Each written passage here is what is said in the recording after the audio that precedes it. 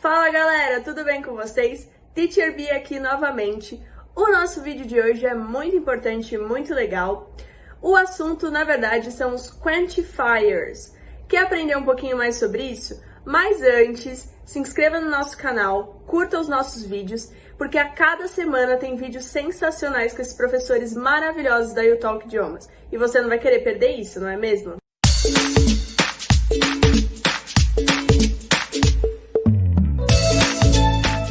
Agora vamos direto ao ponto, vou explicar para vocês o que são os quantifiers. Os quantifiers não são nada mais, nada menos do que palavras que são utilizadas antes do substantivo para demonstrar uma quantidade. E esses quantifiers, eles podem ser divididos entre countables, que são aqueles que nós podemos contar. Por exemplo, aqui eu tenho um ovo, consigo contar, 2 ovos, 3 ovos. Então são coisas que eu consigo contar. E também nós podemos dividir entre uncountables, que são coisas que nós não podemos contar. Por exemplo, aqui, nesse copo de farinha, eu consigo contar quantos grãos de farinha que eu tenho aqui? Não. Só, claro, a gente pode usar, às vezes, gramas e outras medidas para fazer isso, mas contar os grãos de farinha, cada grãozinho que tem aqui, eu não consigo contar. Agora eu vou ensinar para vocês algumas expressões que nós usamos tanto com os countables quanto com os uncountables, ok? Primeiramente, vou começar com os countables. Vamos supor que hoje eu deu uma vontade de fazer um bolo e eu olhei na geladeira e na receita que eu tenho, eu preciso de 3 ovos. E esses 3 ovos são exatamente o que eu tenho para fazer o bolo e são os ovos suficientes de acordo com a minha receita. Como é que eu falo isso em inglês? Que eu tenho poucos ou alguns ovos e com isso eu consigo assar um bolo. I have a few eggs, so I can bake a cake. Então, eu tenho poucos ou alguns ovos, então eu consigo assar o bolo.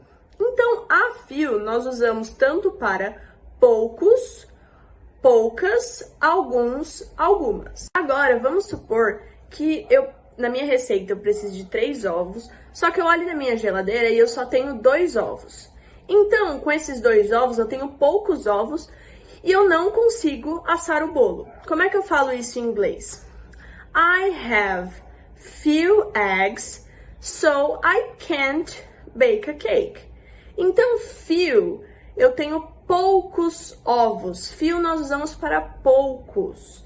Então, eu tenho poucos ovos, por isso eu não consigo assar o bolo. Com esses 2 exemplos, nós podemos perceber que quando eu uso a few, com alguns, algumas, poucos ou poucas, eu tenho algo que é suficiente.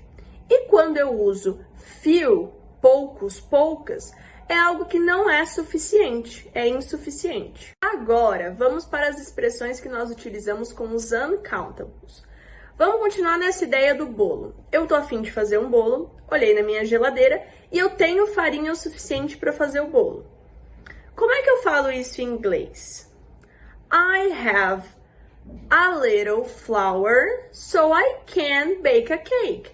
Então, eu tenho um pouco de farinha e com isso eu consigo assar o bolo. É farinha suficiente para assar o bolo. Quando nós usamos a little, significa um pouco. Mas esse um pouco já é suficiente. Mas, agora, por exemplo, eu olhei na geladeira e eu não tenho farinha o suficiente para conseguir assar o bolo. Como é que eu falo isso em inglês? I have little flour, so I can't bake a cake. Então, eu tenho pouca farinha, essa farinha não é o suficiente, por isso que eu não consigo assar o bolo. Então, nós usamos little. Little significa pouco ou pouca. Então, deu para perceber que quando nós usamos os uncountables, eu posso usar, por exemplo, a little para falar um pouco de algo que é uma pequena quantidade, mas é suficiente para, por exemplo, completar a receita. Ou quando eu uso algo que é muito pouco e não é suficiente para completar a receita. Por exemplo, quando a gente usa little. Galera, esse foi o vídeo de hoje. Eu espero que vocês tenham gostado.